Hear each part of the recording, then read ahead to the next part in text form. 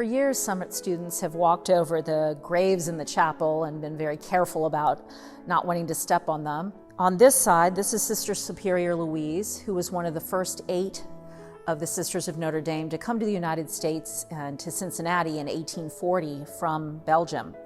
The other one, though, is the more important one for us today, Sister Julia McGroarty. She was an Irish immigrant. She was one of the first students of the sisters when they came here and had the 6th Street Academy. They quickly discovered that at the age of 14, she couldn't read. So they decided how to deal with that and were able to tap into what turned out to be a real brilliance. Julia then became a nun at the age of 19 with the sisters and was strongly mentored throughout her life by Sister Louise, and they were very close. She became a teacher and then spent 25 years in Philadelphia, where she not only set up a day school for wealthy girls, but also a night school for poor immigrant girls and a school and parish resources for African American children. She also, at that point in time, really learned how to deal with people. There was a lot of anti-Catholicism in Philadelphia and in the United States, and she really learned how to be diplomatic and deal with a lot of that. In the 1880s, she came back to Cincinnati to take over being Sister Superior of the Sisters of Notre Dame, which meant that she was in charge of all of the places east of the Rocky Mountains, and she took over from her mentor, Sister Louise. At that point in time, she was also able to bring to fruition one of their main goals, which was to have a rural convent and school in Cincinnati.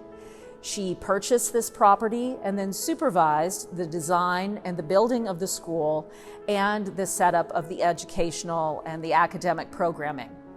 Her written course of study ended up being adopted nationally by all of the Sisters of Notre Dame schools. There were about 26 of them, and became a national standard in terms of academic rigor and using liberal arts.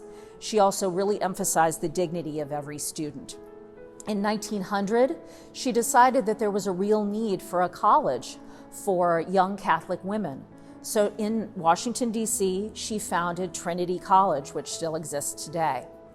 Sister Julia died in 1901 and chose to be buried here. This was one of her favorite places. When she died, and then up through the 1950s and 60s, you could find her in books of the most influential American women because of her role as an educational pioneer.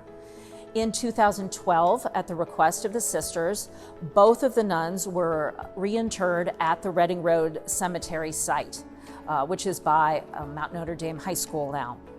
What Sister Julia left us with, aside from this wonderful building and the chapel, which she was very much involved in designing, is the sense of recognizing that dignity of all of our students, and in terms of teachers, making sure you're helping to instill self-respect and that your job is to make every day valuable for every student.